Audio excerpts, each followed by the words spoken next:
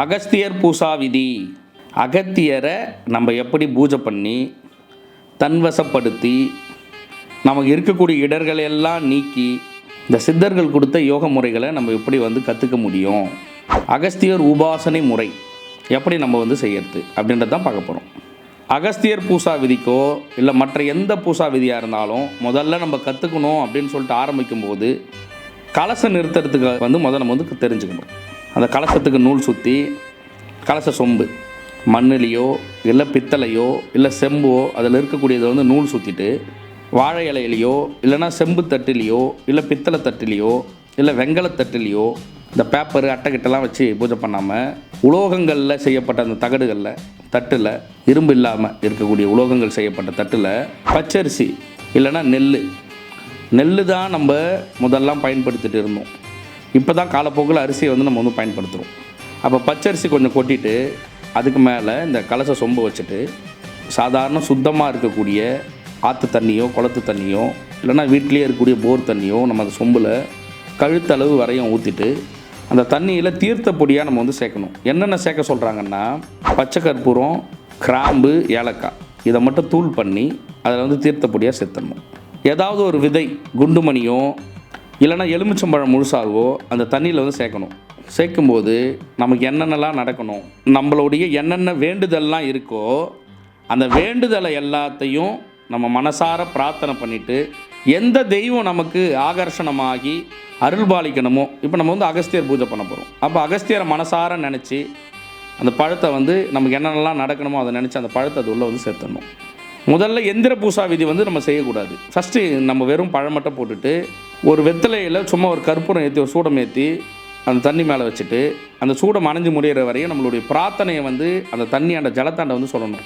அந்த ஜலத்து மேலே இருக்கக்கூடிய அக்னி மேண்ட அணைஞ்சு முடிகிற வரையும் வெயிட் பண்ணி அந்த கற்பூரம் அணைஞ்சு எரிஞ்சு முடிகிற வரையும் வெயிட் பண்ணிவிட்டு அதுக்கு மேலே மாங்கொத்து வச்சு அதுக்கு மேலே மட்டை இருக்கக்கூடிய காய் மஞ்சள் குங்குமம் வச்சு அதுக்கு மேலே வச்சுட்டு அந்த காய்க்கு நம்ம அலங்காரம் செய்யணும். அலங்காரம்னா என்ன, ஒரு டவல் போட்டு அதுக்கு மேலே கொஞ்சம் பூ வச்சு அகஸ்தியரே அதில் அருள்பாலிக்கிறதா நம்ம நினச்சி நம்ம மந்திர முறையை தொடங்கணும். ஒரு கலசம் நிறுத்தியாச்சு. அந்த கலசத்துக்கு முன்னாடி வெற்றிலை வாழைப்பழம் எல்லா பூஜைகளுக்கும் கண்டிப்பாக நம்ம வெற்றிலை வாழைப்பழம் வைக்கணும்.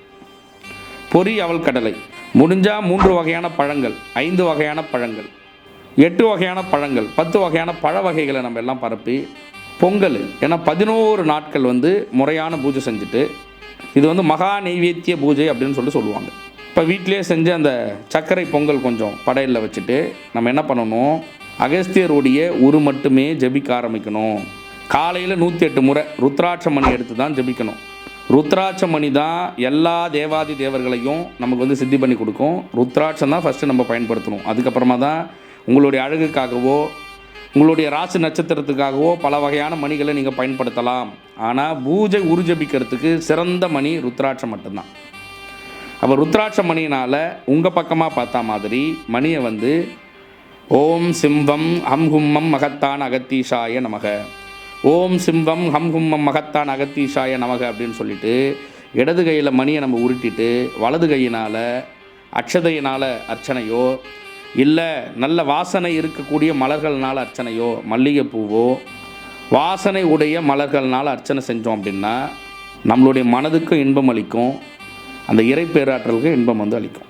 1008 உரு ஜபிக்கணும். காலையில் 1008, மாலையில் இதே மாதிரி மகா நெய்வேத்தியம் போட்டு 1008 முறை ஜபிக்கணும். காலையில் வச்ச படையிலே நான் சாயந்தரம் பயன்படுத்திக்கலாமா அதெல்லாம் சொல்லக்கூடாது. மகா நெய்வேத்தியம் பண்ண முடியல அப்படின்னா கூட 11 நாட்கள் செய்யக்கூடிய சூழ்நிலையை உருவாக்கி மகா நெய்வேத்தியம் படைச்சு தான் நீங்கள் வணங்கணும். அந்த படையில் வீண் பண்ணக்கூடாது. யாராவது இல்லாதவங்களுக்கு கொடுக்கணும், இல்லை உங்கள் வீட்டிலே இருக்கிறவங்களுக்கு கொடுக்கணும். உணவுப் பொருட்கள் எதையுமே வீணடிக்கக்கூடாது. படைத்த எந்த பொருட்களையும் வீணடிக்கக்கூடாது. அதை ஃபஸ்ட்டு ஞாபகம் வச்சுக்கணும். சும்மா நான் படையல் போடுறேன், அதை அப்படியே எடுத்து இது பண்ணிட்டேன், தண்ணியில் போட்டேன், எதுவுமே சுடுகாட்டில் வச்சுட்டேன், இங்கே பண்ணிவிட்டேன் அங்கே பண்ணிட்டுலாம் சொல்லக்கூடாது.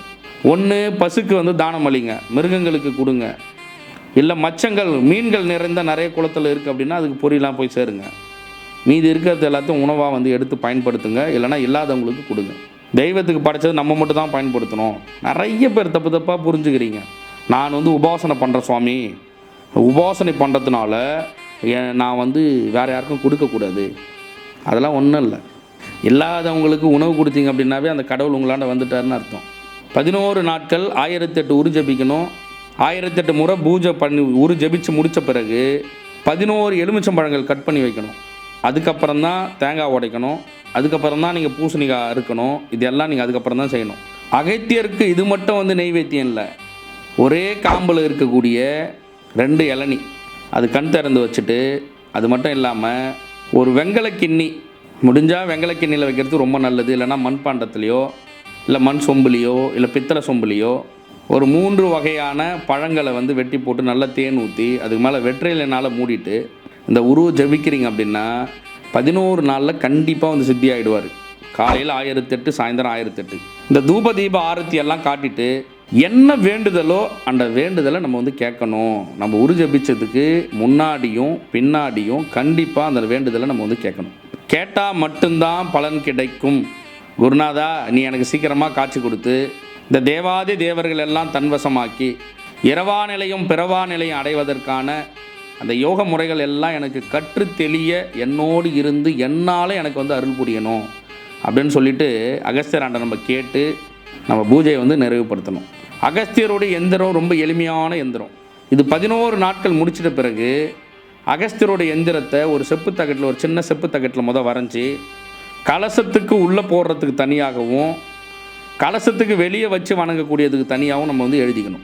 எந்திர சாப நிவர்த்தி அப்படின்னு சொல்லிட்டு தனியாகவே நான் வந்து சொல்லியிருக்கேன். ஒரு எந்திரம் வரைஞ்சோம் அப்படின்னா அது எப்படி சாப நிவர்த்தி செய்யறது அப்படின்னு சொல்லிட்டு அந்த சாப நிவர்த்தி எல்லாம் செஞ்சு எந்திரத்தை வரைஞ்சி நம்ம என்ன பண்ணணும், அதை 11 நாளுக்கு அப்புறம் எந்திரத்தை நம்ம வச்சுட்டு அந்த அஷ்டகந்த மைய அப்படின்னு சொல்லக்கூடிய அந்த சர்வகாரிய சித்தி மைய அந்த எந்திரத்துக்கு மேலே வச்சு இதே மகா நெய்வேத்தியம் போட முடிஞ்சால் போட்டுட்டு, அப்படி இல்லை அப்படின்னா உங்களால் பொங்கல் தான் வைக்க முடியும்னா பொங்கல், இல்லை பொரி அவள் கடலை, வெத்தலை பாக்கு கண்டிப்பாக வைக்கணும்னு சொல்லிட்டேன். வச்சுட்டு மறுபடியும் 1008 உரு 1,00,000 உரு வந்து சித்தி பண்ணிடணும். 48 நாட்களுக்குள்ளே 1,00,000 முறை சொல்லிடணும். ஓம் சிம்பம் அம் ஹும்மம் மகத்தான் அகத்தீஷாய நமக. ரொம்ப எளிமையான மந்திரம். நிறைய குருமார்கள் வந்து இந்த மந்திரத்தை வந்து பிரயோகப்படுத்துகிறாங்க. நிறைய பேர் வந்து சொல்கிறாங்க. இதோடைய பலன் வந்து அளப்பறி இல்லாததாக வந்து இருக்கும். இது சொன்னாவே நம்ம அஷ்டகர்மங்களை வந்து ஆடலாம். அந்த அளவுக்கு தகுதியுடைய ஒரு மந்திரம் தான் அகஸ்தியரோட மந்திரம். ரொம்ப எளிமையான மந்திரம். நிறைய மந்திரங்கள் வந்து இருக்குது. நான் உங்களுக்கு நிறைய வீடியோஸ் வந்து கொடுக்குறேன் அகஸ்தியரோட மந்திரங்களை வந்து.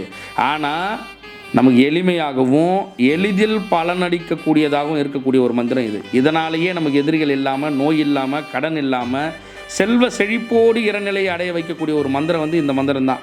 இந்த அகஸ்தியர் மந்திரம் வசிய பூஜைக்காக நிறைய குருமார்கள் வந்து பயன்படுத்துகிறாங்க. கணவன் மனைவி பிரிஞ்சு இருக்கிறாங்க, தொழில் வசியம் ஏற்படணும், ஜன ஆகர்ஷண வசியம் வந்து ஏற்படணும், அந்த மாதிரி சொல்லக்கூடிய நிறைய வசிய முறைகளுக்கு நிறைய குருமார்கள் இந்த ஒரே ஒரு அகஸ்தியர் மந்திரத்தை மட்டுமே பயன்படுத்தி நிறைய வித்தைகளும் நிறைய விந்தைகளும் வந்து காட்டுறாங்க. இப்பேற்பட்ட அகஸ்தியர் பூஜை விதியை ரொம்ப எளிமையாக நம்ம வந்து செய்கிறோன்னு சொல்லிட்டு சும்மா ஒரு 9 முறை மட்டும் நான் உரு ஜபிச்சிட்டா போதும், குரு மந்திரத்தை நான் வந்து 9 முறை சொல்லிட்டேன், அகஸ்தியர் வந்து நின்ட்டாரியா முன்னாடி, எப்படி நடக்கும்? எந்த மந்திரமாக இருந்தாலும் 1,00,000 முறை, குறைஞ்சபட்சம் 1,00,000 முறை சித்தி பண்ணுங்கள். அதுதான் உங்களுக்கு வந்து பலன் கொடுக்கும். அகஸ்தியர் அருள் கடாட்சம் கிடைச்சாவே எல்லா தெய்வங்களுடைய அருள் கடாட்சமும் கிடைக்கும். சிவன் அருளை ரொம்ப எளிமையாக நமக்கு கொடுக்கக்கூடிய ஒரு சித்தர்களை ஒருத்தர் தான் அகஸ்தியர்.